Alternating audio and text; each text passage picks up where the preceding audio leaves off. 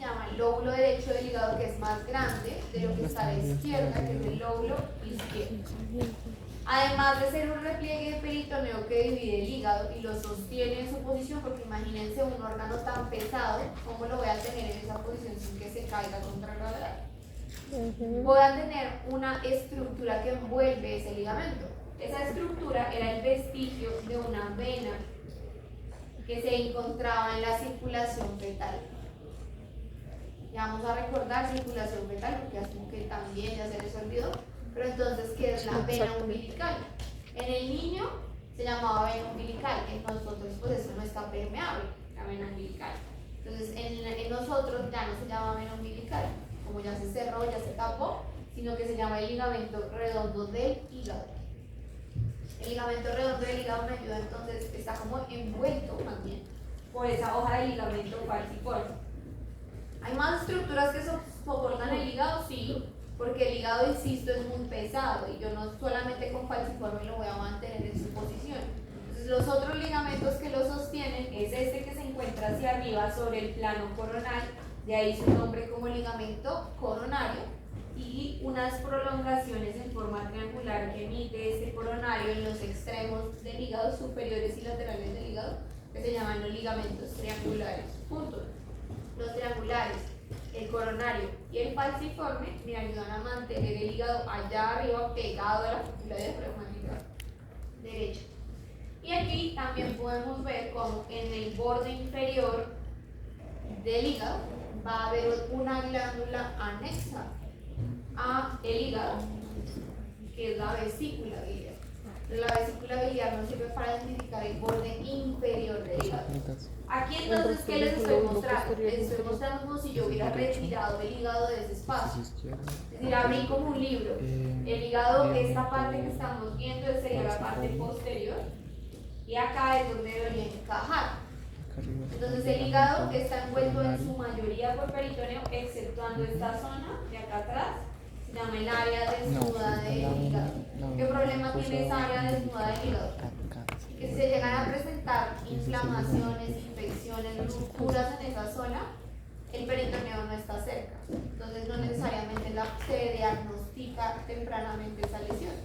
Porque curiosamente, si fuera en una zona en la que sí teníamos peritoneo, de pronto la persona se quejaba de algo antes. Entonces a veces las lesiones en hígado crecen mucho, pero no producen síntomas. No se sienten sino hasta que colapsan otras cosas, no la estructura del hígado como tal. ¿Dónde va a estar puesto? El hígado va a estar entonces delante de la parte posterior del diafragma. Eso que saca el diafragma. Delante de la vena cava inferior. Por delante y por encima de la glándula suprarrenal y del polo superior del riñón derecho. Y va a estar muy cerquita también acá de la aorta abdominal descendente, que estaría acá más o menos en esta zona. Punto número 3, ya vamos, creo. Entonces vamos a, yo no tengo el esquema de la circulación fetal, pero quería que recordaran uno, que las venas se llaman venas no por su contenido sanguíneo, sino por su dirección de flujo. Lo que quería decir que la vena umbilical iba de la placenta hacia el fetico, hacia el embrión, ¿cierto? Pero esa venita umbilical no puede llegar directamente al corazón. Ya vimos que los afluentes directos al corazón eran las cavas, ¿no? Y el seno coronario.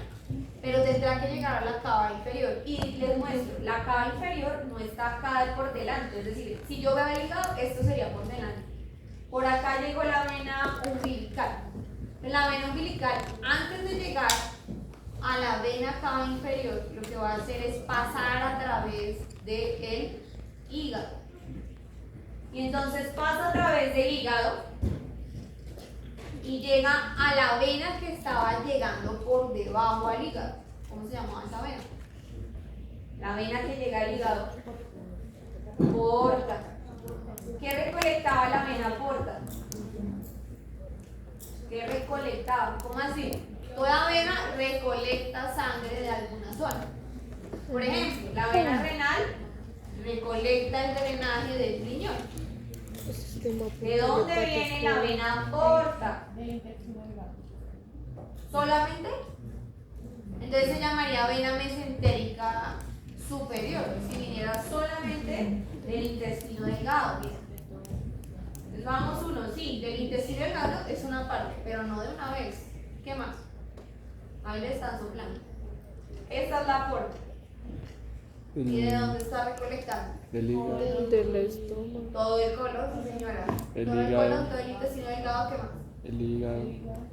Del hígado no, porque si fuera del hígado iría de acá hacia acá. Entonces quedamos en un punto ciego y es que bajaría del hígado y llegaría de los intestinos. Y entonces ¿para qué se queden ahí en la vena? No, de ahí no viene del hígado. Del estómago y del Del esófago. estómago, de las gástricas, ¿qué más? ¿De qué más le? Del vaso. Entonces había una variante en la circulación venosa que no era equivalente en la circulación arterial de abdomen. Porque yo les decía que en la mayoría del cuerpo las arterias tienen el mismo nombre y la misma dirección, solo que al contrario de las venas, ¿cierto? Aquí no, porque las arterias todas saldrán de la aorta, de diferentes ramas de la aorta, que hemos visto tres importantes: el tronco celíaco, la mesentérica superior y la mesentérica inferior. Entonces uno diría, ¿hay vena mesentérica inferior y mesentérica superior? Sí, pero ellas no van a llegar directamente a la vena cava inferior, sino que lo que van a hacer es que se van a reunir primero en una vena que se llama la vena porta. ¿Qué va a hacer la vena porta? Ah, bueno, este esquema es otro también bonito para que dejemos la idea. Entonces, mira, aquí venía la vena umbilical y llegaba a la porta, pero la porta también llegaba a las gástricas, la esplénica, la mesentérica inferior y la mesentérica superior. ¿Y qué era un sistema porta, jefes? Porque yo les dije, hay porta en la hipófisis, hay porta en el riñón, vamos a ver la siguiente clase si Dios quiere, y hay porta abdominal, se llama circulación porta enterohepática. Enteros, intestino, hepato, pues hígado. Entonces, ¿qué hará? ¿Qué es un sistema porta?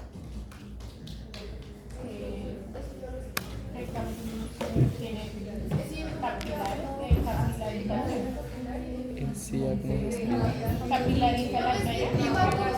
Todos tienen capilares, pero estos tienen particularidad de los capilares. O sea, es que va como capilar y después venosa. O sea, es que. Sí, hay como una red. A diferencia de los otros lados que solamente es arteria, capilar, vena, en los sistemas porta hay dos sistemas capilares en medio.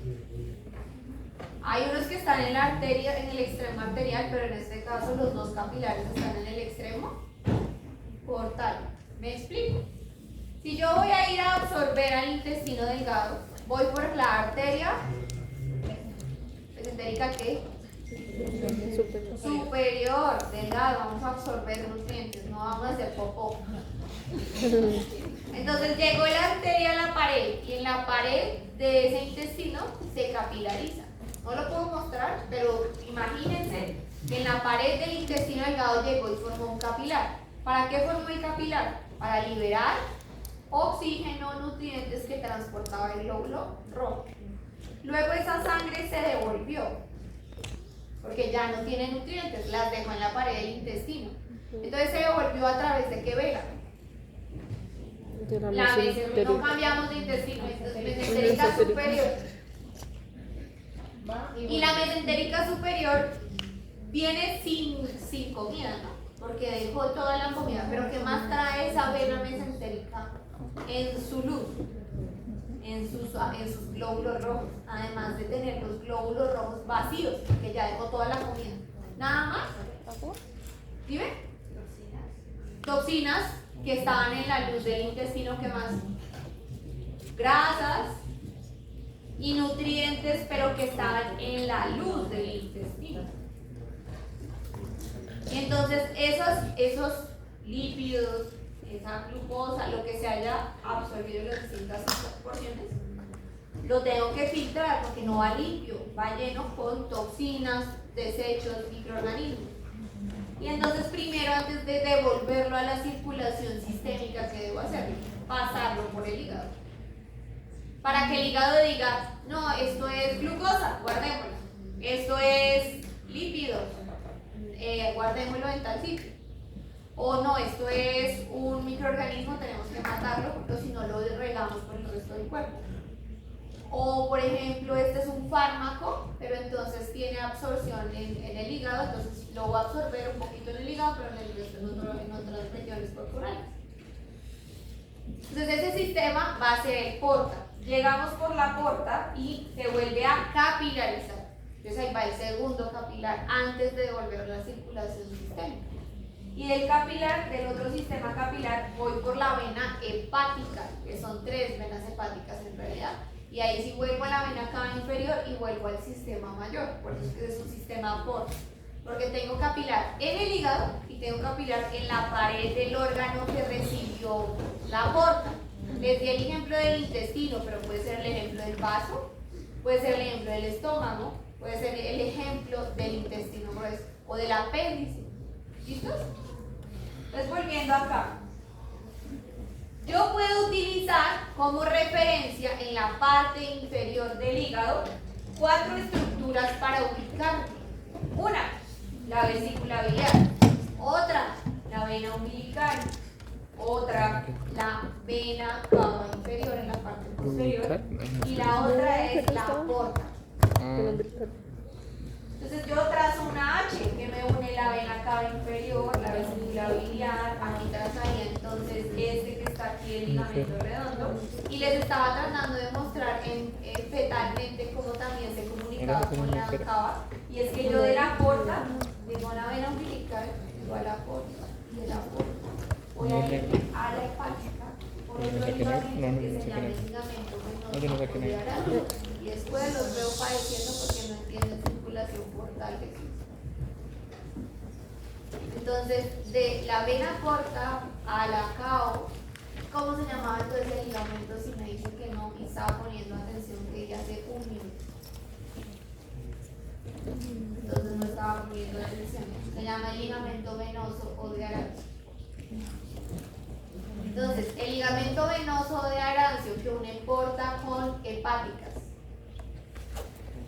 El umbilical, que es vestigio de la vena umbilical, que es el mismo redondo, une ombligo con porta. La porta, la cava inferior y la vesícula biliar me hacen una subdivisión de los lóbulos, porque así como tan grande que lo vemos, no utilizamos esa segmentación hepática tan grande. Nosotros dividimos el hígado en regiones funcionales. ¿Qué son regiones funcionales? Partes del parénquima hepático a los que llega una ramita porta, una ramita del vaso que está en rojo, que es la arteria hepática, y una región que produzca bilis. Y esas 3 estructuras, las van a ver también en digestión con la doctora Sánchez, se llama la tríada portal. Entonces, a toda región del parénquima que llegue una misma tríada portal, vena porta, arteria hepática y conducto biliar, eso se llama un lóbulo hepático. Y entonces el hígado funciona como por pedazos, lo que hace más viable que se puedan trasplantar pedazos. Porque yo le puedo quitar ese pedazo sin alterar el funcionamiento de los demás. Dentro de esos pedazos hay 8 segmentos hepáticos, pero nosotros solamente pretendemos que se aprendan 2, que son los que están dentro de esa H. El que queda por delante se llama el lóbulo cuadrado. Y el que queda hacia atrás se llama el lóbulo caudado. Esos son unos de los 8 segmentos del hígado, que se ven mejor en esta imagen. Los 8 segmentos, miren, pues ahí estarían todos los 8 segmentos, que obviamente ustedes no se los van a aprender, pero al menos que sepan esos 2, que eran el cuadrado y el caudado. Cada uno de los cuales que recibe las 3 o se relaciona. Recibir es incorrecto porque estaríamos diciendo que todo el flujo llega al segmento y ya vamos a ver que no es así. Las venas llegan al segmento, pero hay estructuras que salen del segmento. Entonces, bueno, hasta ahí vamos aprendiendo y ubicándonos en el hígado. Y esa H no solamente son divisiones de nuevo que nos dio por fregar a nosotros, sino son regiones en las que el peritoneo que envolvía el hígado tabicó el hígado.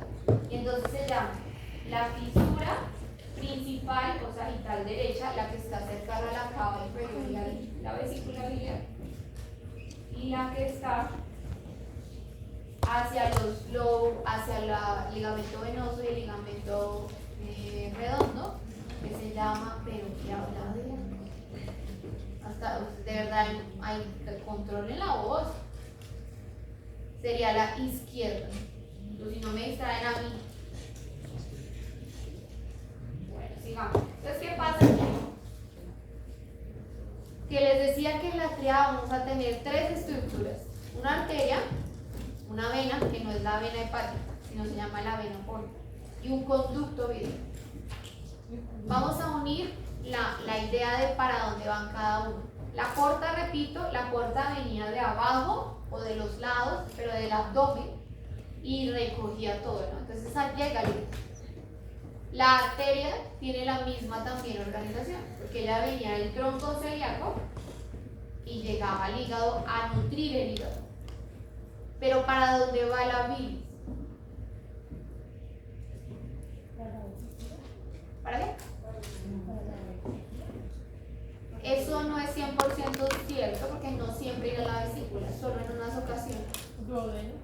Para el intestino, para ayudar a absorber. O sea, esa baja, desciende,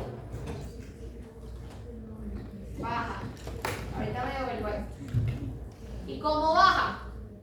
Entonces, primero va a venir de conductos dentro del hígado. Esto es un corte histológico de hígado. Miren lo bonito que es el hígado, es muy organizado. Las celulitas, inclusive los hepatocitos, parecen rombos.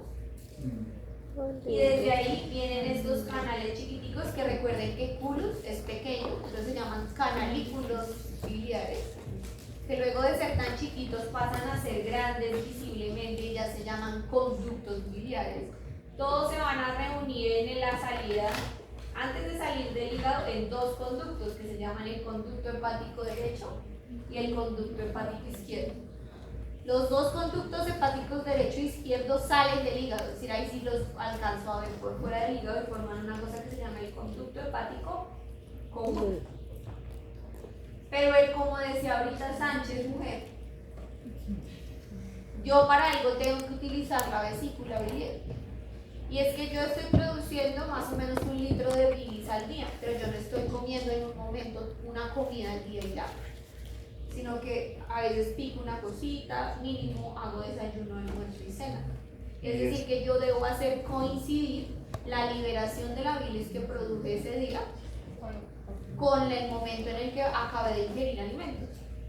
Y entonces, si fuera así, tengo dos opciones: o que el hígado produzca en esos momentos la bilis, que eso no es así porque tendría que ser momentáneamente y muy rápido, sino la opción que tengo es guardarla, almacenarla, mientras llega el momento de que ingiera alimento.